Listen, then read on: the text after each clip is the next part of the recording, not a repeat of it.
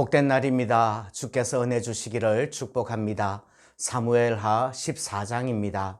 사무엘하 14장. 스루야의 아들 요압이 왕의 마음이 압살롬에게로 향하는 줄 알고 드고아의 사람을 보내 거기서 지혜로운 여인 하나를 데려다가 그에게 이르되, 청하건대 너는 상주가 된 것처럼 상복을 입고 기름을 바르지 말고 죽은 사람을 위하여 오래 슬퍼하는 여인같이 하고 왕께 들어가서 그에게 이러이러하게 말하라고 요압이 그의 입에 할 말을 넣어주니라. 드고아 여인이 왕께 아뢰을 때에 얼굴을 땅에 대고 엎드려 이르되, 왕이여 도우소서 하니, 왕이 그에게 이르되 무슨 일이냐 하니라. 대답하되, 나는 진정으로 과부니이다. 남편은 죽고 이 여종에게 아들 둘이 있더니 그들이 들에서 싸우나 그들을 말리는 사람이 아무도 없으므로 한 아이가 다른 아이를 쳐 죽인지라. 온 족속이 일어나서 당신의 여종 나를 핍박하여 말하기를, 그의 동생을 쳐 죽인 자를 내놓으라. 우리가 그의 동생 죽인 죄를 갚아 그를 죽여 상속자 될 것까지 끊겠노라 하오니, 그러한즉 그들이 내게 남아있는 숯불을 꺼서 내 남편의 이름과 씨를 세상에 남겨두지 아니하겠나이다 하니, 왕이 여인에게 이르되 네 집으로 가라.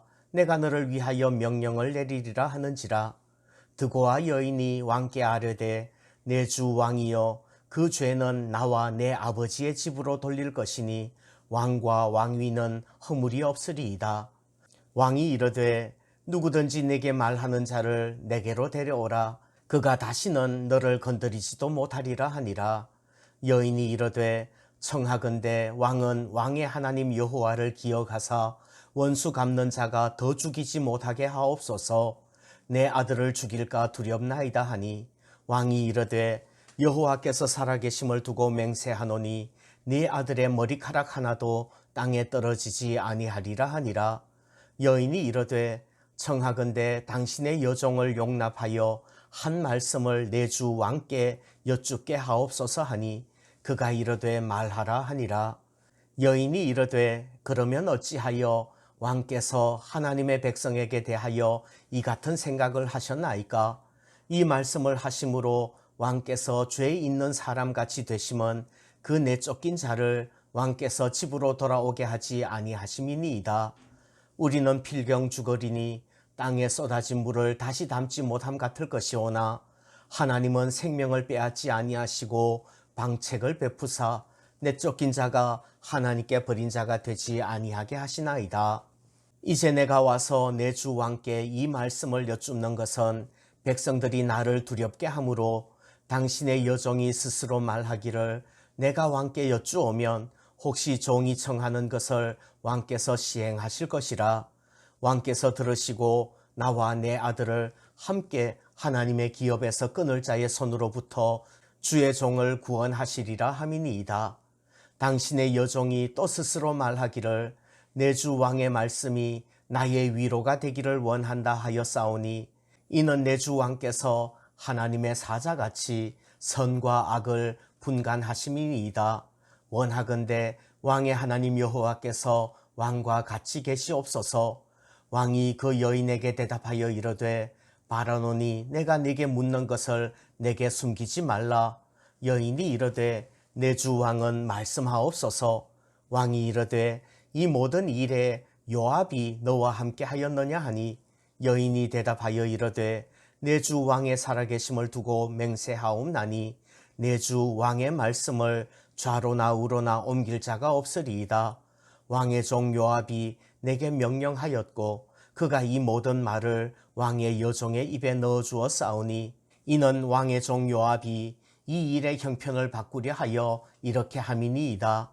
내 주 왕의 지혜는 하나님의 사자의 지혜와 같아서 땅에 있는 일을 다 아시나이다 하니라. 왕이 요압에게 이르되, 내가 이 일을 허락하였으니 가서 청년 압살롬을 데려오라 하니라.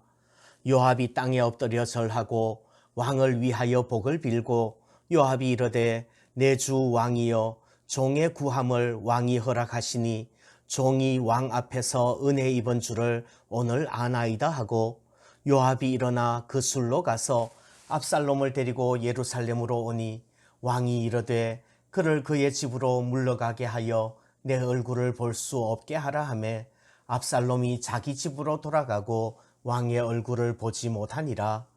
온 이스라엘 가운데서 압살롬 같이 아름다움으로 크게 칭찬받는 자가 없었으니 그는 발바닥부터 정수리까지 흠이 없음이라.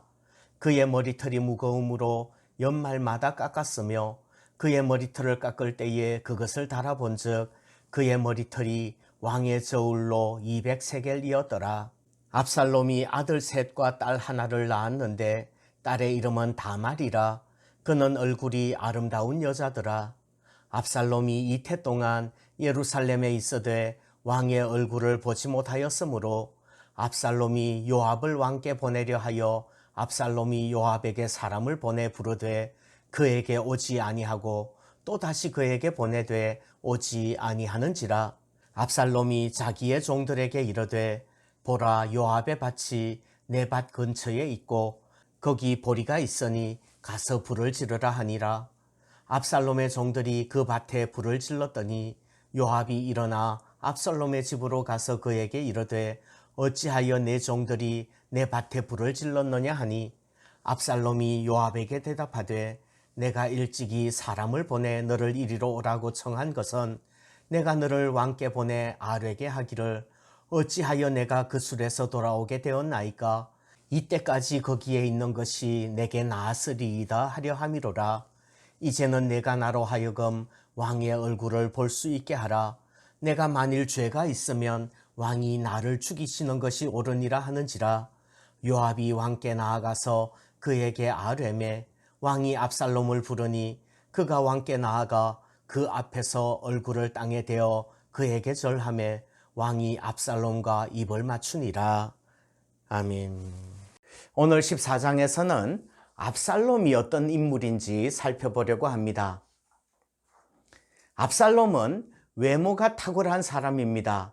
발바닥부터 정수리까지 흠이 없었다고 하지요. 매년 연말에 머리털을 깎았는데 그 머리털 무게가 왕의 저울로 200세겔이나 되었답니다.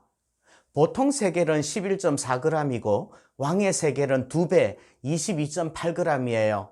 왕의 저울로 200세겔이면 4.56kg입니다.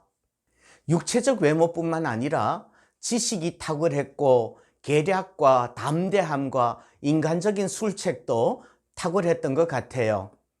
압살롬은 집요한 한의 사람이에요. 암논이 누이 동생 다말을 욕보였을 때 엄청 분노했지만 그때는 잘잘못을 말하지 않습니다. 만 2년 후에 양털 깎는 날을 정하여서 복수하지요. 복수한 후에 그 술로 도망가서 또 3년을 버팁니다. 요압의 공작으로 압살롬이 예루살렘에 돌아왔지만 2년 동안이나 부왕의 얼굴을 보지 못하지요. 그리고 난 후에 또 다시 4년이 지난 후에 드디어 반역을 시작하는 겁니다. 압살롬이 얼마나 집요하고 끈질긴지 알 수 있는 부분이에요. 또 압살롬이 딸을 낳고서 그 이름을 다말이라고 지었어요. 다말은 암논에게 추행을 당한 누이 동생의 이름이지요. 압살롬 무서운 한의 사람이에요.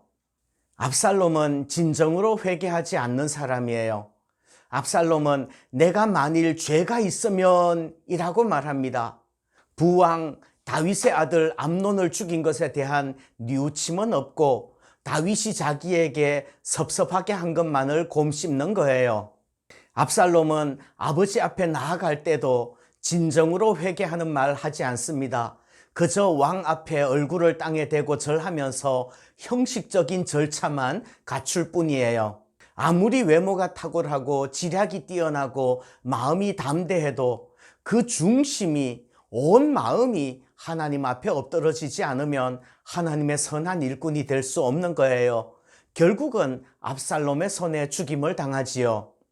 오늘도 우리의 중심이, 우리의 마음이 하나님 앞에서 깨어지고 하나님을 향하게 되기를 소원합니다.